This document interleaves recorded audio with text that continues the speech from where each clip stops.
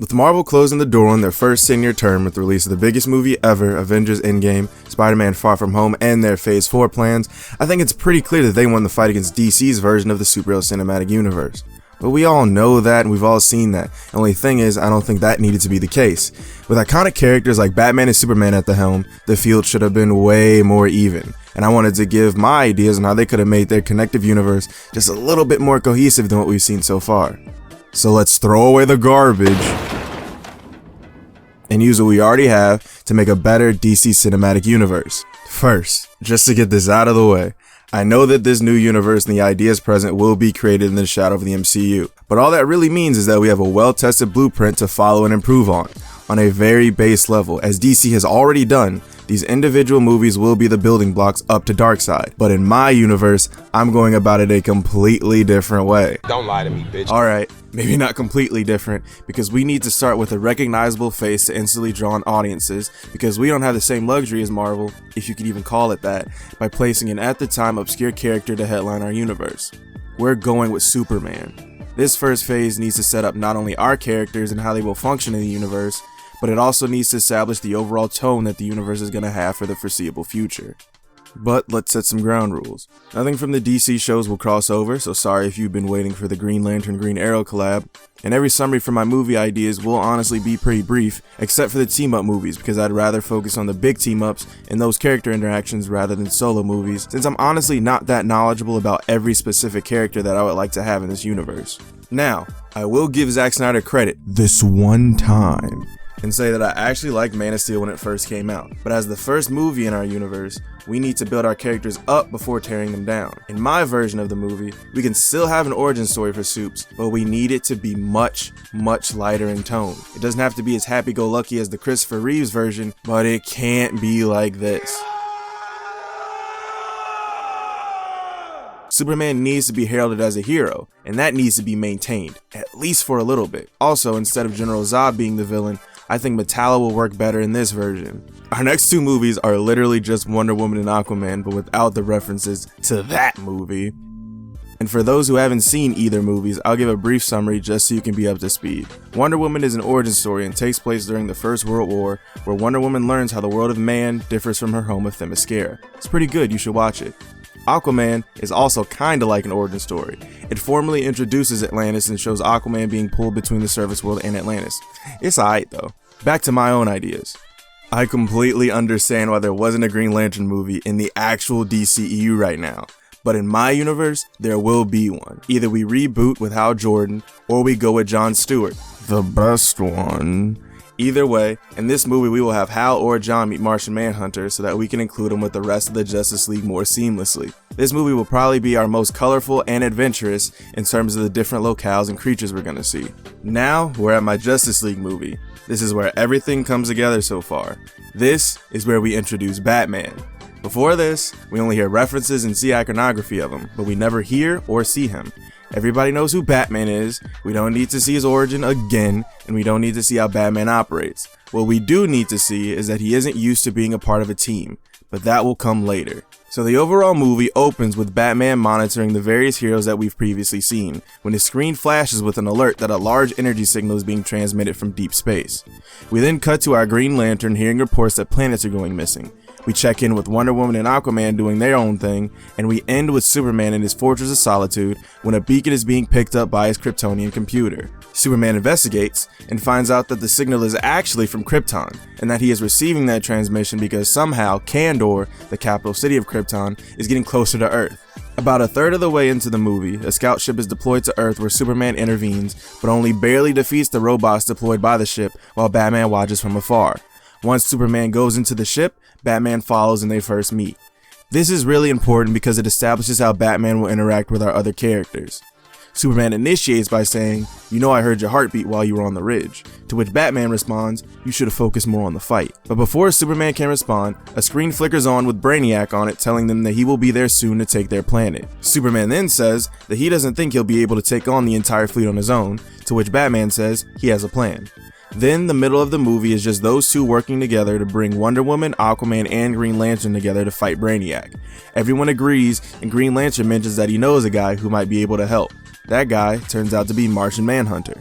Once the final big battle starts, the individual heroes are losing, but due to Batman's tactical prowess, they turn the tide and are able to push back Brainiac's forces and storm the ship. Once aboard the ship, the heroes split up. Batman, Superman, and Wonder Woman try to find the bridge, while Green Lantern and Aquaman try to find the ship's engine room, with Martian Manhunter on an undisclosed mission. Batman, Superman, and Wonder Woman find Brainiac's trophy room with the various cities and planets that he's collected, and Superman tries to find Krypton before Batman says, "We will come back for your planet later. Right now, we still need to save Earth." Superman, Batman, and Wonder Woman find Brainiac, and Batman threatens to destroy his ship by holding the engine room hostage with Green Lantern and Aquaman. We then see that they were captured by Brainiac, but Batman pulls out a detonator that destroys the engine room with explosives that we later find out were planted by Martian Manhunter. Brainiac freaks out and attacks the main three heroes. They defeat him, but Superman is worried about the Kryptonian city that Brainiac stole, so he races off. Although Superman does get to the trophy room in time, he can't find the city in time and the room explodes. The movie ends with each hero going their separate ways, but all agreeing that if any large threat comes to Earth again,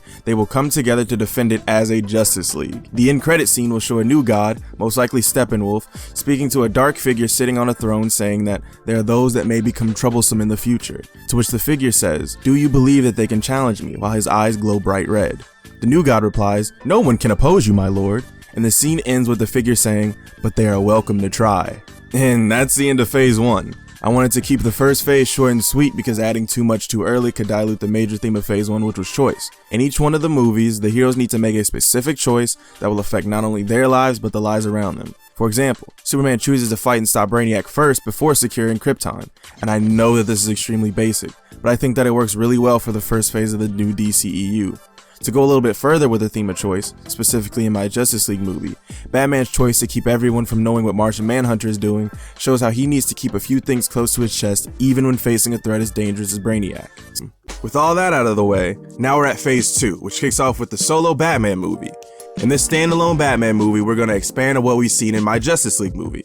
Initially, I wasn't sure if I should have Deathstroke as the villain or the Court of Owls as the main antagonist, but I went with the Court of Owls storyline because we need to see Batman vulnerable and show that he isn't as all-seeing as he is commonly depicted. After that, we can introduce Shazam. It can largely be the same movie that we already have. I mean, it's the best live-action DC movie we have, so I'm not getting rid of it. For those who haven't seen it yet, Shazam is the story of Billy Batson, who, after meeting a dying wizard, gains incredible powers. The only change that I would make is that the Shazam family don't all gain powers near the end. Following that, we'll have our Superman sequel.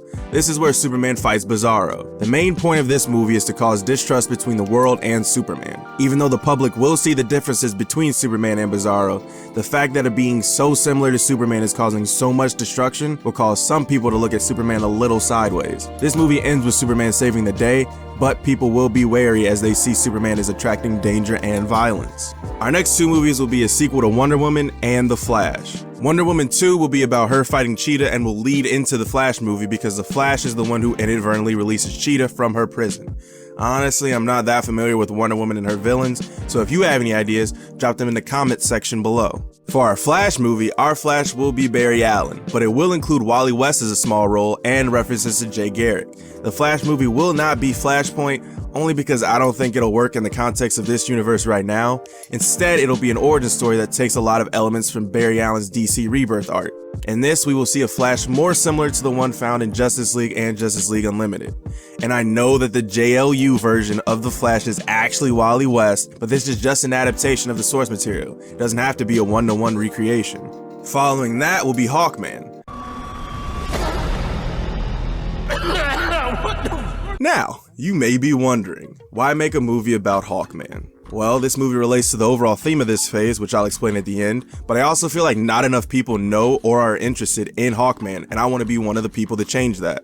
This movie will use Hawkman and Hawkgirl's origins post the Hawkworld event. For those who don't know, Hawkman was an Egyptian prince by the name of Khufu who encountered Nth metal, which is one of, if not the strongest metal in the multiverse.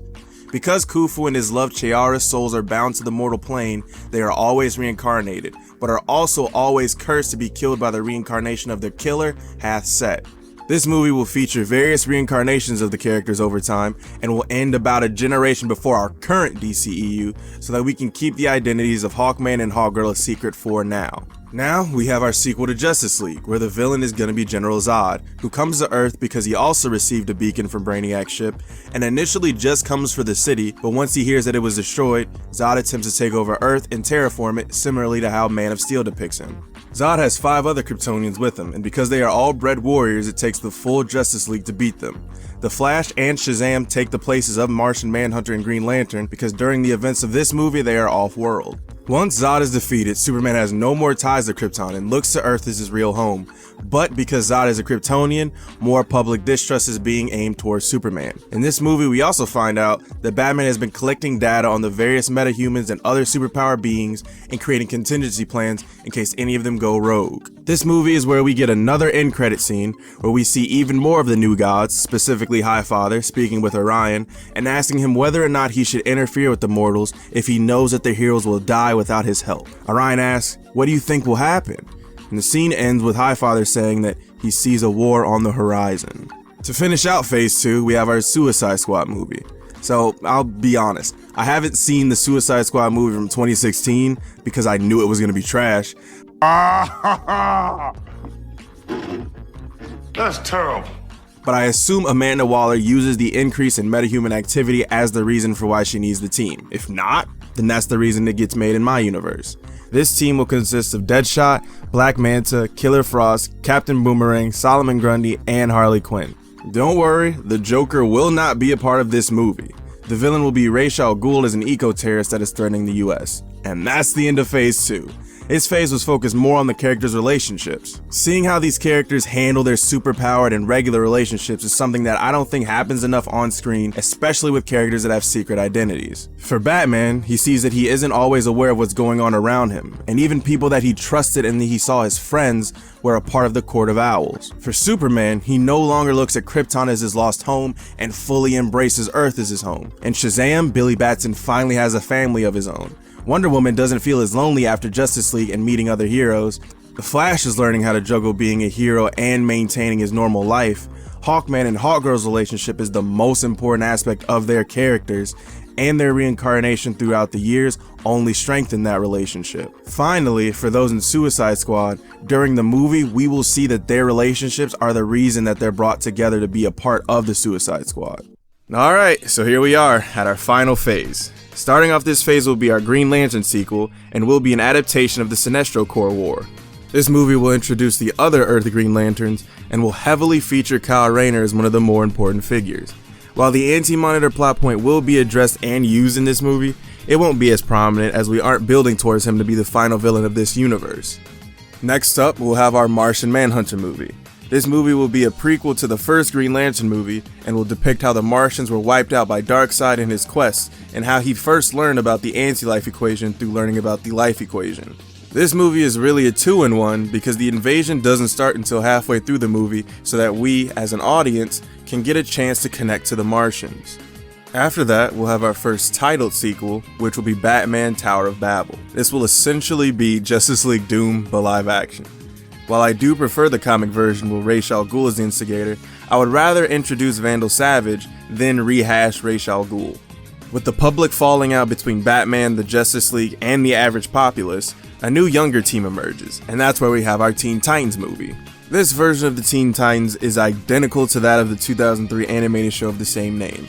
Instead of the newer roster that's been showing up, this movie will have Dick Grayson as Robin, Cyborg, Beast Boy, Raven, and Starfire. The only real character change that I would make is that Starfire isn't as ditzy as she is in the show. She'll be more in line with her later iterations. The point of this movie is to show who will take over for the Justice League and introduce the younger heroes of the DC Universe. Also, there's definitely going to be a Static Shock cameo in this. After this movie, we'll have a Shazam sequel which will introduce Black Adam. I don't really have any ideas for the story since I'm kinda unfamiliar with Shazam's lore outside of the basics, but introducing Kahndaq as a sort of land equivalent to Atlantis could be interesting. I also think it's important to show Black Adam as not just another reskin of Thaddeus Savannah, but as a more darker version of Shazam, and that he just wants to protect Kahndaq and serve its best interests. Following that movie will be a crossover between Dr. Fate and Constantine, and will function as building out more of the mystic arts and other weirder and more out there aspects of the universe. I do want Constantine to have a growth arc from being self-serving to caring more about the people around him, but honestly, aside from having Felix, Faust, and Wotan as the main villains, the story of this one is more in the hands of the imaginary director of this movie. Next up will be our Flash sequel. This movie will introduce Reverse Flash and the Speed Force as a whole. Through the Flash and Reverse Flash's fights, they will travel throughout the space-time continuum, but because of their relationship, it is revealed that Reverse Flash has been leading the Flash to a specific point in time. We then find out that Reverse Flash brought the Flash to what he calls his greatest failure, which is where he shows the Flash failing to save his mother. Once the Flash comes to grips with the fact that he can't always rely on his speed to solve issues, he uses his mind and his interactions with other heroes to outsmart Reverse Flash and make it back to his time. After that, we'll have the end of the Superman trilogy. This is the movie where we get our core members back together. After Batman Tower of Babel, Batman's relationship to Wonder Woman and Superman is strained, but still stronger than Batman's relationship to the other Justice League members we've seen so far. This is where we finally see Lex Luthor as the main antagonist. Luthor creates an android with the ability to recreate the abilities of a metahuman once it comes in contact with that metahuman's DNA. So pretty much Amazo, he's just making Amazo. During this movie, we find out that after the various battles that the heroes have had on Earth, Lex searches those areas to gain those DNA samples.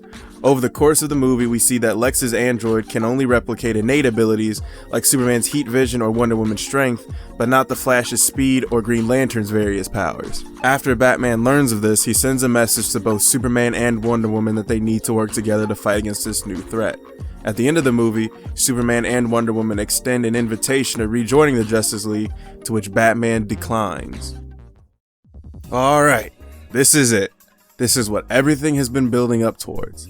These next two movies will have the longest summary so far, so sit tight. This first Justice League movie, titled New Gods, opens on Apokolips, Darkseid's homeworld, where we see the death and torment that abounds there. We finally get to see Darkseid unobscured talking to a prisoner. Darkseid monologues about the beginning of the end and how his plan will allow him to defeat the prisoner's father.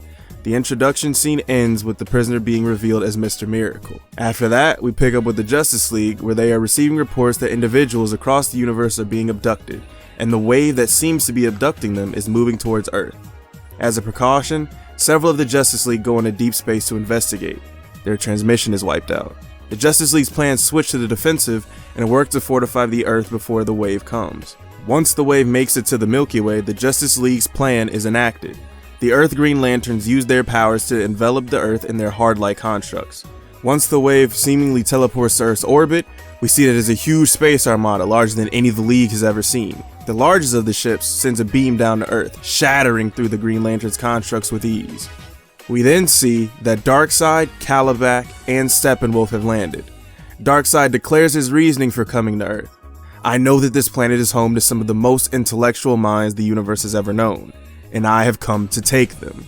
A battle breaks out against Darkseid's forces with Superman, Wonder Woman, Aquaman, The Flash, and Shazam leading the charge. Although Kalibak and Steppenwolf are defeated, Darkseid hasn't been touched or engaged in the battle at all, and when Superman goes to punch him, Superman is defeated easily. The fight continues, and then it is revealed that Lex Luthor, Mr. Terrific, and Batman, who hasn't responded to communications, has been captured and are aboard Darkseid's ship. Darkseid then scoffs at the defeat of Kalibak and Steppenwolf and leaves. The rest of the movie revolves around the Justice League trying to interrogate the New Gods, and Darkseid using the smartest minds in the universe to find the anti-life equation. The movie ends with Darkseid gaining 90% of the equation, while the Justice League, with Mr. Miracle having escaped Apokolips, Orion, at the behest of Highfather, and Cyborg's help, create a boom tube to Apokolips. The next movie, titled Justice League Darkseid War, starts immediately after the events of New Gods, and with the main members of the Justice League, except for Batman, standing in front of the boom tube. Orion and Mr. Miracle volunteer to go through first, as they are the most familiar with the dimension that Apokolips resides in. Shortly after the Justice League agree, they follow while leaving Cyborg to monitor and open another boom tube if necessary. Standing side by side, we see the silhouettes of Superman, Wonder Woman, The Flash, Aquaman, Green Lantern, Martian Manhunter, Orion, and Mr. Miracle as they look forward upon Apokolips. Due to the entire planet being one city, they were transported a large distance away from Darkseid's throne room. Mr. Miracle informs the team that they haven't tripped any of the alarms yet, but that they should still proceed with caution. There is a short journey before the team is detected and is overwhelmed by Darkseid's infantry, the Parademons. After the League is defeated, they are taken to Darkseid's throne room and are forced to watch as Batman, Mr. Terrific, Lex Luthor, as well as countless more are hooked up to a machine that is designed to probe their minds for the anti-life equation. Darkseid then reveals his plans to use the anti-life equation to reshape the universe to bend to his will. Back on Earth, Cyborg along with the rest of the Teen Titans and Shazam are attempting to open another boom tube to rescue the captured Justice League. By keying in on Superman's energy signal, they are able to open the boom tube right in Darkseid's throne room. They are able to open a boom tube large enough to get the captured Justice League back, and with that, Orion says that Darkseid has become even stronger while on Apokolips, and must be removed to weaken him, similar to how Superman was weakened on Apokolips because there was no yellow sun to charge him. So they use another boom tube with Shazam, the Flash, and Wonder Woman to push Darkseid into New Genesis while the rest of the Justice League wait for him there. Another team, headed up by Mr. Miracle, work to free the captured minds before the anti-life equation is finished. The next scene is a fight scene between Shazam, the Flash, and Wonder Woman and Darkseid. It takes the combined powers of all three to move Darkseid, and he falls into the boom tube that transports him to New Genesis. After that, we'll pick up with Mr. Miracle and his team trying to free all of the prisoners. After they figure out how to free them, Batman, Mr. Terrific, and Lex Luthor are freed and immediately transported to Earth while the other prisoners are just transported off-world. Once they are informed of the situation and the plan, Batman, Mr. Terrific, and Lex Luthor begin preparations to fight on New Genesis. We then cut to Darkseid facing against most of the Justice League as well as Orion and other new gods, when we see another boom tube opening with who we assumed were the rest of our heroes, but is instead one of the Apokolips new gods with the incomplete anti-life equation, which Darkseid imbues his body with to become nigh unstoppable, even while being drained of his power on New Genesis. This is where our final battle takes place. A boom tube opens with Batman, Mr. Terrific, Lex Luthor, the other notable Green Lanterns, Martian Manhunter, and Dr. Fate ready to take on Darkseid. After a coordinated attack to incapacitate Darkseid, Batman reveals a device the size of a small box. He then throws the box to Orion and tells him to press the button. The box then begins to siphon off the energy from the anti-life equation and begins to transfer it to him. As Darkseid is incapacitated from the device, his army of parademons begin to storm the heroes from multiple boom tubes. The chaos allows for Darkseid to disconnect from the device. In his desperation, he attempts to teleport back to Apokolips, but Orion is able to stop him and impair his ability to do so. By keeping Darkseid in New Genesis, the heroes are finally able to defeat Darkseid, as well as keep him from achieving his goal of controlling the universe. The movie ends with Darkseid being perpetually in contact with Radiant after being imprisoned on New Genesis. After the events of the conflict, the movie ends with Batman rejoining the Justice League. And all of that was, give or take, my summary of what every live-action DC movie would be for the next 10 years or so. Although I was taking inspiration from what Marvel did with their phases, a lot of what I was trying to do for my own DCEU was create an interconnected universe that felt like there would be new heroes around each corner. That's why each hero, for the most part, only have one movie. And just like with the other phases, this phase has a specific theme in mind. Moving forward. In this phase, each of the characters must move forward from something.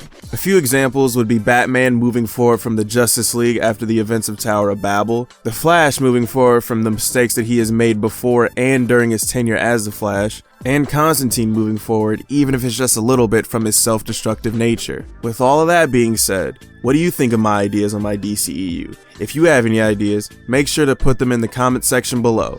Thanks for watching and keeping up with all my crazy ideas.